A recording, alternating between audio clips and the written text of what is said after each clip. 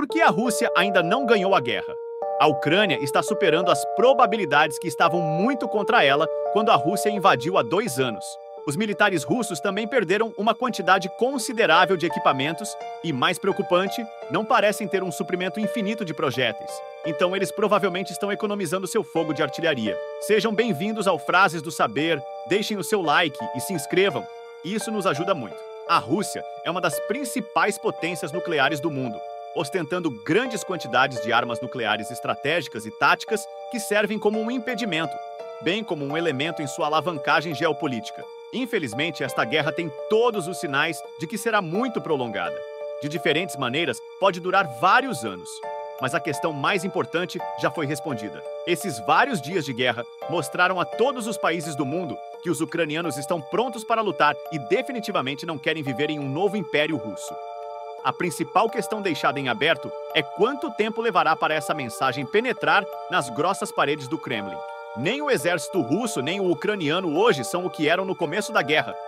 Ambas as forças sofreram perdas significativas, em mão de obra e em equipamentos. A Ucrânia tem demonstrado uma forte resistência, com seu exército e a população se mobilizando para defender o país.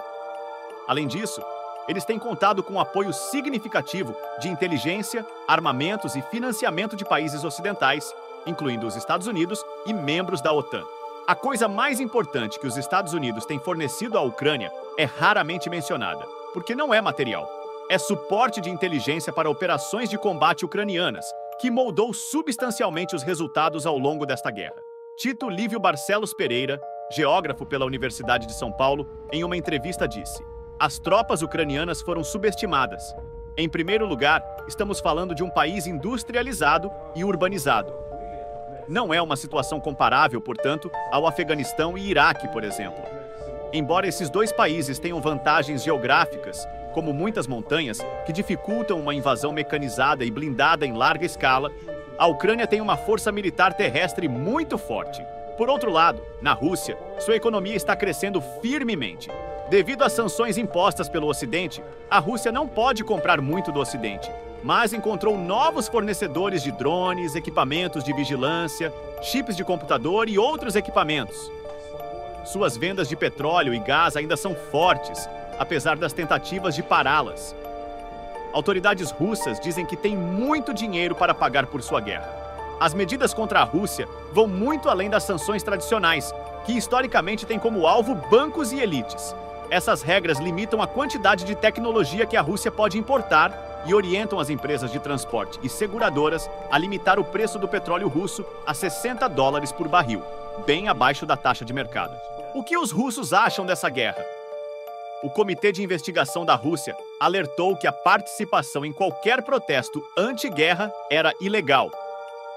Ele também disse que ofensas poderiam ser registradas nos registros criminais dos participantes, o que deixaria uma marca no futuro da pessoa. 2.600 pessoas foram presas em protestos contra a guerra na Ucrânia. Protestos estavam em andamento em pelo menos 27 cidades russas. As leis de censura de guerra da Rússia, introduzidas em março de 2022, proibiram as pessoas de criticar a agressão da Rússia na Ucrânia. Elas rotularam os chamados contra crimes de guerra por forças russas como falsificações ou descredibilizações das Forças Armadas Russas.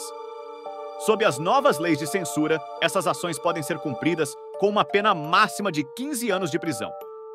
Muitas pessoas estão cumprindo longas penas de prisão por dissidência pacífica contra a guerra. Isso inclui pessoas como Natália Filonova, que foi condenada a quase 3 anos de prisão após um protesto contra a guerra.